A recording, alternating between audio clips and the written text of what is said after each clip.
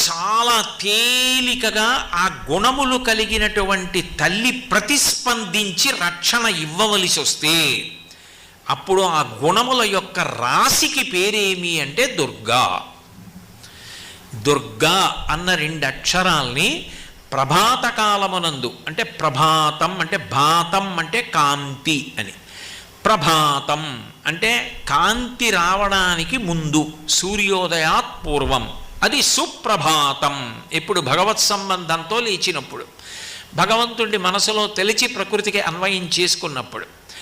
అటువంటి ప్రభాత కాలమునందు ఎవరు దుర్గానామాన్ని ఒక్కసారి ఆ 2 అక్షరాలు పలుకుతున్నాడో వాడికి ఆపద అన్న మాట అన్వయము కాదు.